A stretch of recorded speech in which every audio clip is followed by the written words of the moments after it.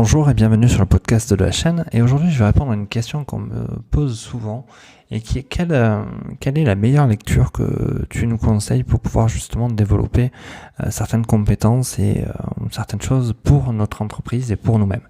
Alors, il y a des tas de livres qu'on peut proposer en partant de suite Jack Canfield, en passant par T. Harv Eker, mais en fait, l'une des sélections que je ferai en priorité, en fait, c'est d'étudier et de lire tout ce qui est biographie des personnes qui vous inspirent. Prenons par exemple Elon Musk, on peut prendre Steve Jobs, tous ces gens qui sont partis de rien, qui ont souvent été critiqués, souvent cassés, et souvent même où on ne voit qu'une partie de leur iceberg, en fait, la partie où ils ont réussi, et souvent où des gens ont pris plaisir à les détruire par derrière.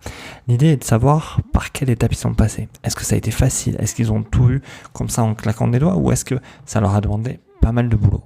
Et souvent, on se rend compte dans ces biographies qu'en fait, ils ont pas mal galéré. Il y a eu beaucoup plus d'échecs que de réussites. À la finalité, la réussite a été fulgurante à un moment donné, mais elle a pour socle pas mal d'échecs, pas mal de problèmes, pas mal de difficultés rencontrées. Et c'est simplement une partie de leur persévérance, d'avoir su s'entourer, d'avoir pris des bonnes personnes qui leur ont permis aujourd'hui de réussir. Comme j'ai tendance à dire, ce n'est pas la peine de réinventer l'eau chaude. Ces gens-là ont fait des réussites, ont fait des échecs sur lesquels on peut nous-mêmes s'appuyer. On peut se dire, tiens, si je prends telle voie, ça marche pas parce que telle ou telle chose. Et je me rappelle que j'ai lu qu'il y avait des difficultés dans cet axe-là. Alors, pourquoi ne pas d'abord passer un certain temps à s'éduquer, comme je dis bien souvent, à comprendre et à voir comment ces gens-là ont fonctionné avant nous?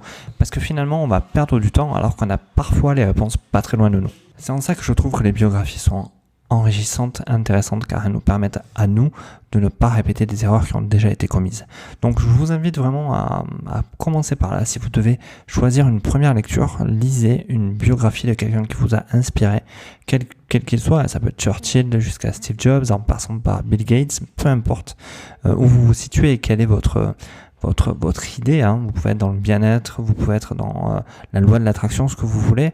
Vous avez forcément quelqu'un qui est pionnier dans cet univers et qui peut vous permettre justement à vous de grandir. J'espère que ce podcast vous a plu. Je vous invite à partager, commenter et liker. N'hésitez pas à mettre ce petit pouce bleu et à activer la cloche, ça fait plaisir à YouTube et surtout à moi, ça fait plaisir de vous voir que vous vous engagez. N'hésitez pas surtout à me dire dans les commentaires si vous avez des questions, si vous avez des choses que vous voulez que j'aborde. Je le ferai avec grand plaisir.